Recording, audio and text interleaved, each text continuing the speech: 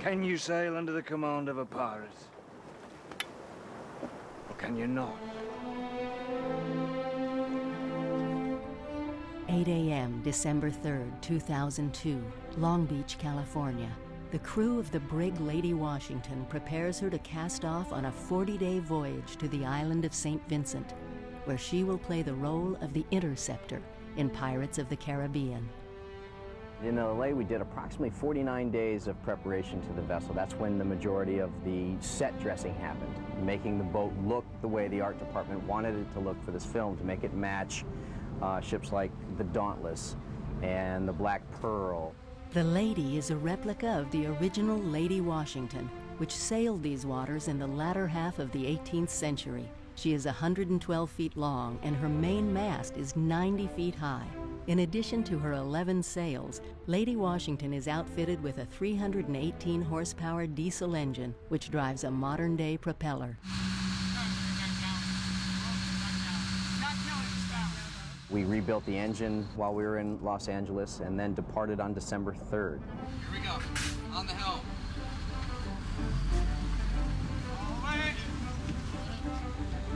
Quarter springs on board. All lines, all hands. Thank you. See you in the Caribbean.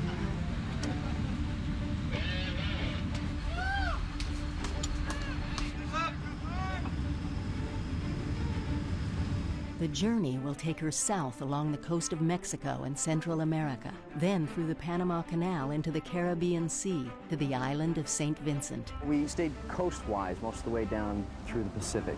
The reason for that is, A, it's the most direct route, the currents are favorable, the weather's typically favorable, and if we needed provisions or had a mechanical failure, we wanted to be close enough to receive assistance so as not to slow down the production of the film. With many long days at sea before them, the crew settles into the work required to maintain Lady Washington during her voyage. Each crew member must know the Lady's rigging intimately and be willing to climb aloft to set and furl the sails at any time in any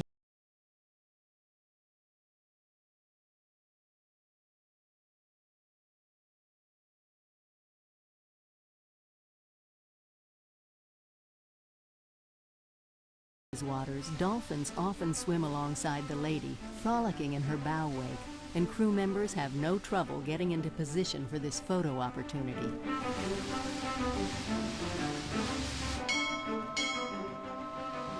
Swim call. To break up the monotony, Captain Brad occasionally stops the Lady so her crew can take advantage of the inviting coastal waters.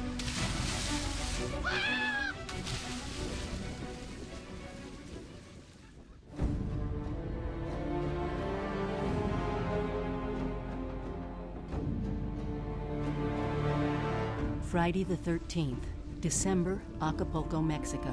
After a dangerous docking attempt at night in heavy swells, the crew anchors offshore until morning. Lady Washington sustained some damage, and crew member Tyson Trudell nearly lost a finger in the incident. Captain Souza decides to attempt a less risky Mediterranean-style mooring to refuel and take on supplies. Ease away, ease away, ease away. Hold, hold.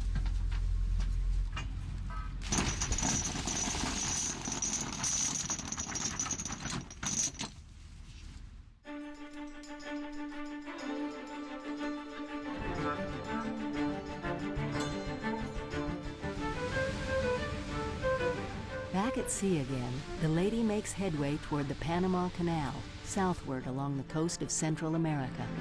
120 miles west of the Costa Rica and Nicaragua border. Over the next 9 days at sea, crew members take time out from their duties to make Christmas presents for one another. Too bad it's not for me. Pity. And a stowed-away tree is brought out on deck.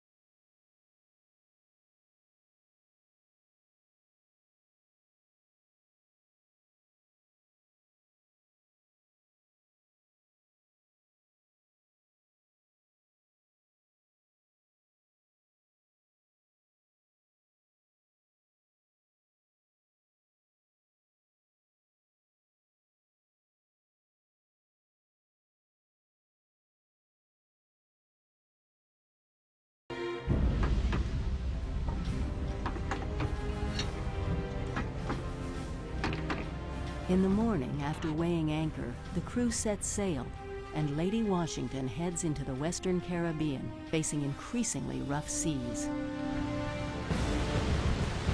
We got about 30 or 40 miles out, and that's when it started, the challenge that we all knew was there. It was blowing 38 miles, 40 miles an hour, and the seas were getting as large as 25.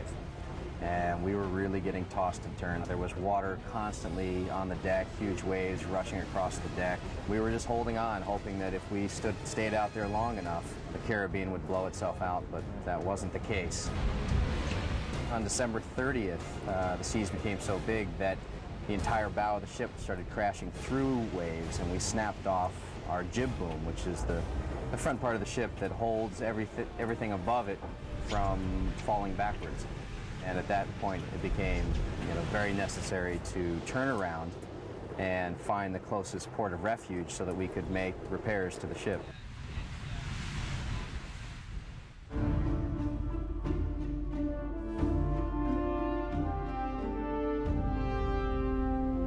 A decision is made to seek safe harbor in the old Spanish port city of Cartagena, Colombia.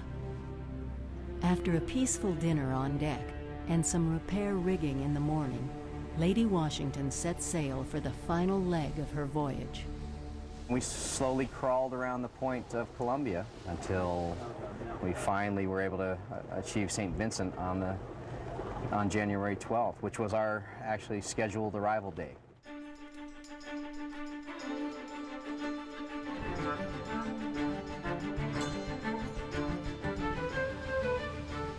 Dawn, January 12th, 2003.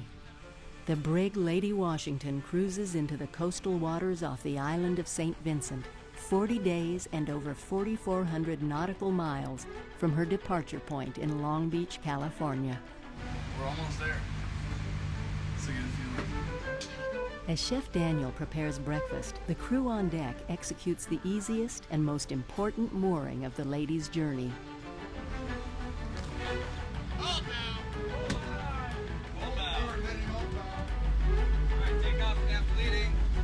As a captain, I was really proud of my crew. They worked tirelessly meeting the challenge, and then succeeding was really a wonderful thing to be part of. Although the voyage has ended, the work is not over. The lady receives a new jib boom, a lot of rigging work, and some fit and finish. Finally, the ship is outfitted with British naval flags, and with that, the brig Lady Washington becomes the interceptor and sails into motion picture history.